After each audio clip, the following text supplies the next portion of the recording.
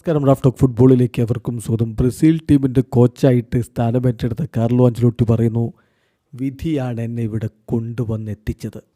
ബ്രസീലുമായിട്ട് എനിക്ക് വളരെ വലിയ കണക്ഷനുണ്ട്. എൻ്റെ കരിയറിൽ, അതായത് പ്ലെയർ നിലയിലുള്ള അവസാന മത്സരം അത് ബ്രസീലിനെതിരെയായിരുന്നു. 94 ഞാൻ ഇറ്റാലിയൻ ദേശീയ ടീമിൻ്റെ അസിസ്റ്റൻ്റ് കോച്ചായിരുന്നു. വേൾഡ് കപ്പ് തൊട്ടരികിൽ കയ്യെത്തും ദൂരത്ത് നിൽക്കവേ പെനാൽറ്റി ഷൂട്ടൗട്ടിലത് ബ്രസീൽ കൊണ്ടുപോയി. ഇനിയിപ്പോൾ ബ്രസീലിനോടൊപ്പം മറ്റൊരു വേൾഡ് കപ്പിന് പോകാനുള്ള അവസരമാണ് വിധി എനിക്കൊരുക്കി തന്നിരിക്കുന്നത് എന്ന് കോച്ച് പറയുന്നു.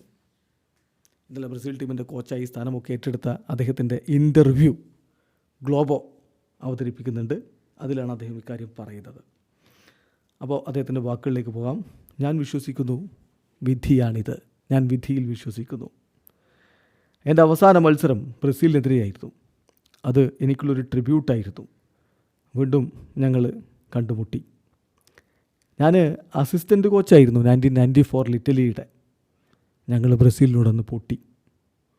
അതൊരു ഫാൻറ്റാസ്റ്റിക് എക്സ്പീരിയൻസ് ആയിരുന്നു. ഡിഫറെൻറ്റ് ജോബാണ് ഒബ്വിയസ്ലി. പക്ഷേ ഒരു കോച്ചിൻ്റെ സ്വപ്നമാണത്. എല്ലാവരുടെയും, കോച്ച് ചെയ്യുന്ന എല്ലാവരുടെയും സ്വപ്നമാണ് വേൾഡ് കപ്പ് ഫൈനലിൽ എത്തുക എന്നുള്ളത്. തീർച്ചയായിട്ടും അതിനുള്ള അവസരവും എനിക്ക് ലഭിച്ചു.